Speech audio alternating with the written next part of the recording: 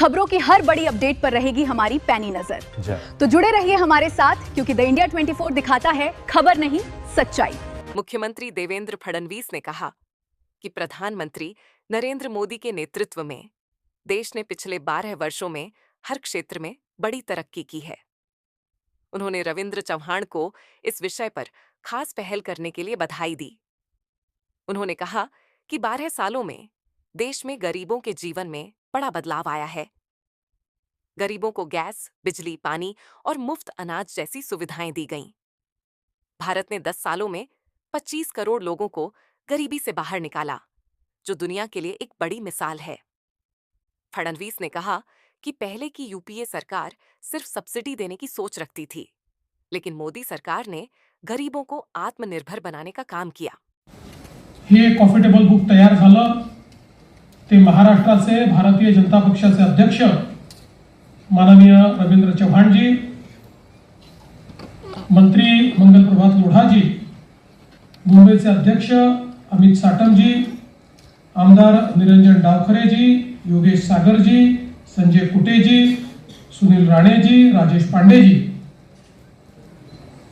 समोर उपस्थित असलेले माध्यम क्षेत्रातील अनेक दिग्गज मान्यवर आणि उपस्थित सर्व भगिनी आणि बंधूंनो, मी रविंद्र चव्हाण साहेबांचं मनापासून अभिनंदन करेन की माननीय प्रधानमंत्री महोदयांना शपथ घेऊन उद्या 12 वर्ष पूर्ण होत आहे। 26 मे 2014 ला 26 मे 2014 ला जो आवाज आपण सर्वांनी ऐकला, मैं नरेंद्र दामोदर दास मोदी, तो आवाज आजही आपल्या सर्वांच्या कानामध्ये निश्चितपणे त्या ठिकाणी गुंजतो आहे। आणि ही 12 वर्ष अक्षरशः थक्क करणारी अशा प्रकारची 12 वर्षे काळात आपल्याला पाहायला मिळतोय। खरं म्हणजे 12 वर्षात मोदीजींनी वेगवेगळ्या क्षेत्रात केलेलं कार्य हे एका कॉफी टेबल बुक मध्ये मांडणं देखील अत्यंत कठीण आहे, आणि त्याबद्दल एखाद्या भाषणामध्ये बोलणं हे तर त्याहीपेक्षा कठीण आहे। पण मला असं वाटतं की ही जी काही 12 वर्ष आहेत ही नवभारताकडे जी काही भारताने वाटचाल केली त्याची ही 12 वर्ष आहेत। विविध क्षेत्रांमध्ये जे परिवर्तन झालंय त्याची ही 12 वर्ष आहेत।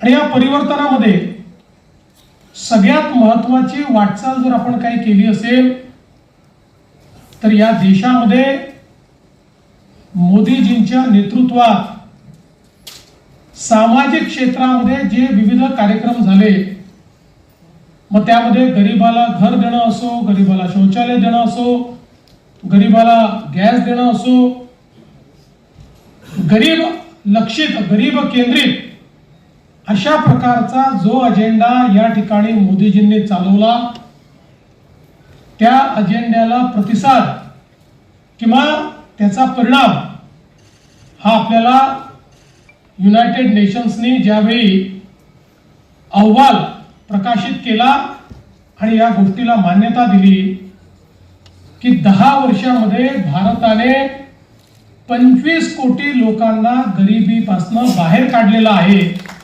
हे ज्यावेळी जगाने मान्य केलं, मला असं वाटतं की त्यापेक्षा मोठा एक प्रकारे परिणाम दुसरा कुठलाच असू शकत नाही।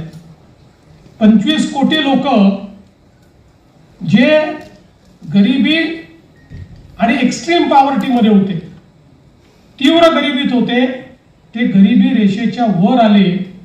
हे 10 वर्षात करणं जगातल्या कुठल्याही देशाला संभव झालं नाही।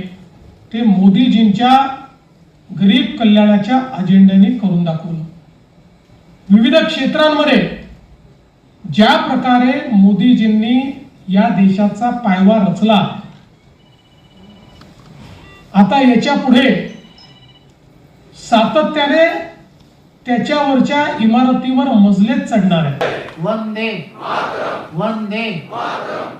खरं तर देशाचे पंतप्रधान नरेंद्र मोदीजी यांच्या नेतृत्वामध्ये त्यांनी राष्ट्र परमवैभवाच्या दिशेने घेऊन जात असताना भारत माता की जय हा जो ही जी घोषणा आहे की हा मंत्र आहे, हा मंत्र जेव्हा जेव्हा कोणीतरी एखादं छोटं बाळ की जे नुकतं जन्माला आलंय, जे आई आणि बाबा असं म्हणायला सुरुवात करत आहे, त्याच्या कानावरती सुद्धा उभं केलं नाही. तर ज्या वेळेला मी पंतप्रधान म्हणून शपथ घेईन, पंतप्रधान म्हणून मी माझी कारकीर्द सुरू करेन, तेव्हा एक स्वतःच्या मनामध्ये त्यांनी विचार केला आणि त्यांनी बोलून दाखवलं, मैं न खाऊंगा और किसी को खाने नहीं दूंगा. पारदर्शकपणे कारभार हा यानंतरच्या काळामध्ये देशामध्ये होईल याची